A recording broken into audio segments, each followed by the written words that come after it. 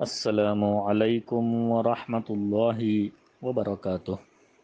سیرت النبی صلی اللہ علیہ وسلم کا جو سلسلہ چل رہا تھا اس کا اگلا حصہ پیش خدمت ہے۔ اس سے پہلے ہم نے پڑھا کہ نبی کریم صلی اللہ علیہ وسلم کو مشرکین مکہ گھیر لیا تھا جنگ احد کے دوران، جس کو بچانے کے لیے نبی کریم صلی اللہ علیہ وسلم کے ساتھ 9 صحابہ تھے، 7 انصار اور 2 قریشی۔ 7 انصاری صحابی ایک کے بعد دیگرے سب نبی کریم صلی اللہ علیہ وسلم کو بچاتے بچاتے شہید ہو گئے، اور پھر 2 قریشی صحابی جو بچے تھے، سعد بن ابی وقاص رضی اللہ عنہ اور طلحہ بن عبید اللہ رضی اللہ عنہ، یہ دونوں صحابہ بہت ہی جانبازی اور پامردی سے لڑے، اور انہوں نے نبی کریم صلی اللہ علیہ وسلم کے اوپر آنچ نہ آنے دی۔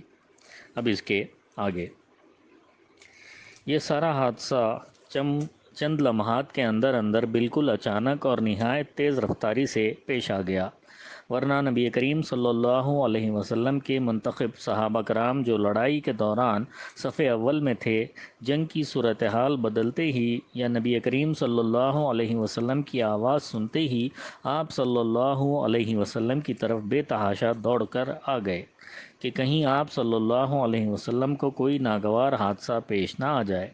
مگر یہ لوگ پہنچے تو رسول اللہ صلی اللہ علیہ وسلم زخمی ہو چکے تھے، 6 انصاری شہید ہو چکے تھے، 7ویں زخمی ہو کر گر چکے تھے، اور سعد رضی اللہ عنہ اور طلحہ رضی اللہ عنہ جان توڑ کر مدافعت کر رہے تھے۔ ان لوگوں نے پہنچتے ہی اپنے جسموں اور ہتھیاروں سے نبی کریم صلی اللہ علیہ وسلم کے گرد ایک باڑ تیار کر دی، اور دشمن کے تابڑتوڑ حملے روکنے میں انتہائی بہادری سے کام لیا۔ لڑائی کی سب سے آپ صلی اللہ علیہ وسلم کے پاس پلٹ کر آنے والے سب سے پہلے صحابی آپ صلی اللہ علیہ وسلم کے یار غار ابو بکر صدیق رضی اللہ عنہ تھے۔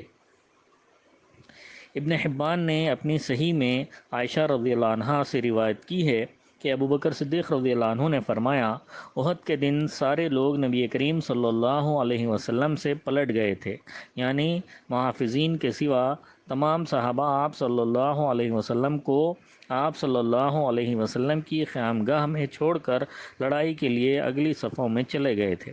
پھر گھیراؤ کے حادثے کے بعد میں پہلا شخص تھا جو نبی کریم صلی اللہ علیہ وسلم کے پاس پلٹ کر آیا۔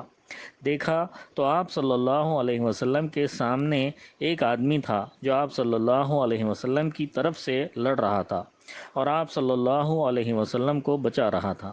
میں نے جی میں کہا، تم طلحہ رضی اللہ عنہ ہو، تم پر میرے ماں باپ فدا ہوں، تم طلحہ ہو، تم پر میرے ماں باپ فدا ہوں۔ اتنے میں ابو عبیدہ بن جراح میرے پاس آ گئے۔ وہ اس طرح دوڑ رہے تھے گویا چڑیا اڑ رہی ہے، یہاں تک کہ مجھ سے آ ملے۔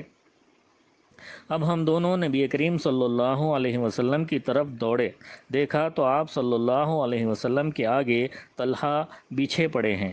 آپ صلی اللہ علیہ وسلم نے فرمایا، اپنے بھائی کو سنبھالو، اس نے جنت واجب کر لی۔ ابو بکر رضی اللہ عنہ کا بیان ہے کہ ہم پہنچے تو نبی کریم صلی اللہ علیہ وسلم کا چہرہ مبارک زخمی ہو چکا تھا، اور خود کی 2 کڑیاں آنکھ کے نیچے رخسار میں دھنس چکی تھیں۔ میں نے انہیں نکالنا چاہا تو ابو عبیدہ نے کہا، اللہ کا واسطہ دیتا ہوں مجھے نکالنے دیجیے۔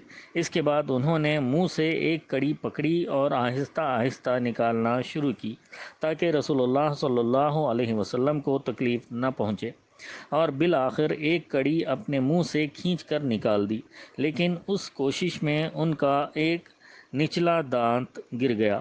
اب دوسری میں نے کھینچنی چاہی تو ابو عبیدہ نے پھر کہا، ابو بکر اللہ کا واسطہ دیتا ہوں مجھے کھینچنے دیجیے۔ اس کے بعد دوسری بھی آہستہ آہستہ کھینچی، لیکن ان کا دوسرا نچلا دانت بھی گر گیا۔ پھر رسول اللہ صلی اللہ علیہ وسلم نے فرمایا، اپنے بھائی طلحہ کو سنبھالو، اس نے جنت واجب کر لی۔ ابو بکر صدیق رضی اللہ عنہ کہتے ہیں کہ اب ہم طلحہ کی طرف متوجہ ہوئے اور انہیں سنبھالا۔ ان کو 10 سے زیادہ زخم آ چکے تھے۔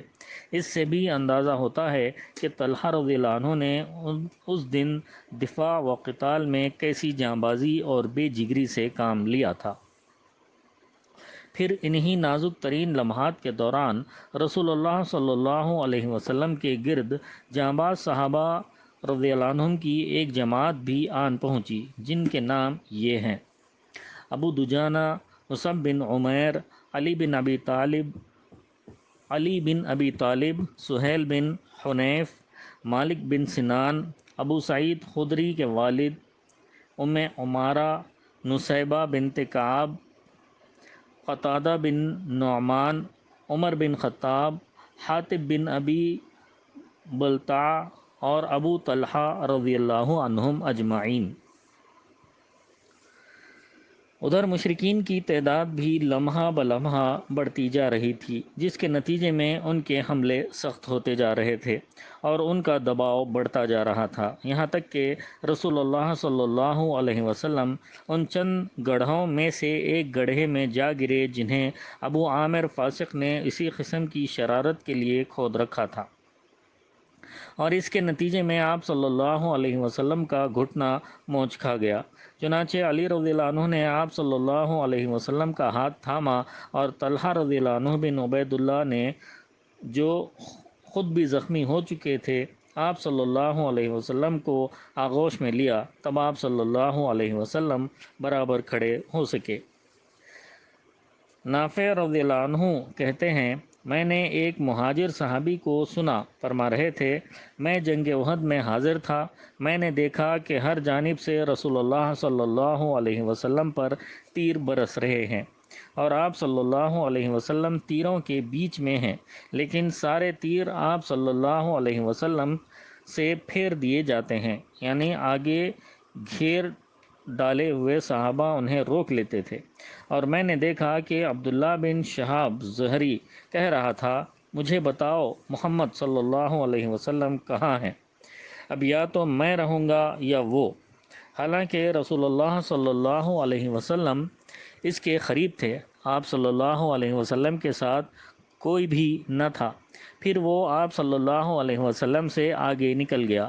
اس پر صفوان نے اسے ملامت کی، جو جواب میں اس نے کہا، واللہ میں نے اسے دیکھا ہی نہیں، اللہ کی قسم وہ ہم سے محفوظ کر دیا گیا ہے۔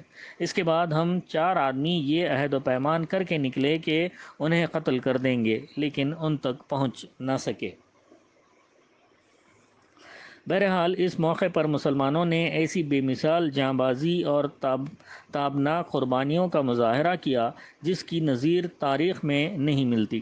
چنانچہ ابو طلحہ رضی اللہ عنہ نے اپنے آپ کو رسول اللہ صلی اللہ علیہ وسلم کے آگے سپر بنا لیا، اور وہ اپنا سینہ سامنے کر دیا کرتے تھے تاکہ آپ صلی اللہ علیہ وسلم کو دشمن کے تیروں سے محفوظ رکھ سکیں۔ انس رضی اللہ عنہ کا بیان ہے کہ احد کے روز لوگ، یعنی عام مسلمان، شکست کھا کر رسول اللہ صلی اللہ علیہ وسلم کے پاس آنے کے بجائے ادھر ادھر بھاگ گئے، اور ابو طلحہ رضی اللہ عنہ آپ صلی اللہ علیہ وسلم کے آگے اپنی ایک ڈھال لے کر سپر بن گئے۔ وہ ماہر تیر انداز تھے، بہت کھینچ کر تیر چلاتے تھے، چنانچہ اس دن 2 یا 3 کمانیں توڑ ڈالیں۔ نبی کریم صلی اللہ علیہ وسلم کے پاس سے کوئی آدمی تیروں کا ترکش لیے گزرتا تو آپ صلی اللہ علیہ وسلم فرماتے کہ انہیں ابو طلحہ کے لیے بکھیر دو، اور نبی صلی اللہ علیہ وسلم قوم کی طرف سر اٹھا کر دیکھتے تو ابو طلحہ کہتے، میرے ماں باپ آپ پر قربان۔ آپ صلی اللہ علیہ وسلم سر اٹھا کر نہ جھانکیں، آپ کو قوم کا کوئی تیر نہ لگ جائے، میرا سینہ آپ کے سینے کے آگے ہے۔ انس رضی اللہ عنہ سے یہ بھی مروی ہے کہ ابو طلحہ رضی اللہ عنہ اپنا اور نبی کریم صلی اللہ علیہ وسلم کا ایک ہی ڈھال سے بچاؤ کر رہے تھے، اور ابو طلحہ رضی اللہ عنہ بہت اچھے تیر انداز تھے۔ جب وہ تیر چلاتے تو نبی کریم صلی اللہ علیہ وسلم گردن اٹھا کر دیکھتے کہ ان کا تیر کہاں گرا۔ ابو دجانہ رضی اللہ عنہ نبی کریم صلی اللہ علیہ وسلم کے آگے کھڑے ہو گئے اور اپنی پیٹھ کو آپ صلی اللہ علیہ وسلم کے لیے ڈھال بنا دیا۔ ان پر تیر پڑ رہے تھے لیکن وہ ہلتے نہ تھے۔ حاطب رضی اللہ عنہ بن ابی بلتع نے عتبہ بن ابی وقاص کا پیچھا کیا، جس نے نبی کریم صلی اللہ علیہ وسلم کا دندان مبارک شہید کیا تھا، اور اسے اس زور کی تلوار ماری کہ اس کا سر جھٹک گیا۔ پھر اس کے گھوڑے اور تلوار پر قبضہ کر لیا۔ سعد رضی اللہ عنہ بن ابی وقاص بہت زیادہ خواہاں تھے کہ اپنے اس بھائی عتبہ کو قتل کرے، مگر وہ کامیاب نہ ہو سکے، بلکہ یہ سعادت حاطب رضی اللہ عنہ کی قسمت میں تھی۔ انشاءاللہ تعالی اس کے بعد اگلی نشست میں بیان کیا جائے گا۔ اللہ تعالی ہم سب کو نبی کریم صلی اللہ علیہ وسلم سے جیسی محبت کرنی چاہیے ویسی محبت کرنے والا بنائے، اور نبی کریم صلی اللہ علیہ وسلم کے نقش قدم پر اپنی زندگیوں کو گزارنے والا بنائے۔ آمین ثم آمین، وآخر الدعوانا ان الحمد للہ رب العالمین۔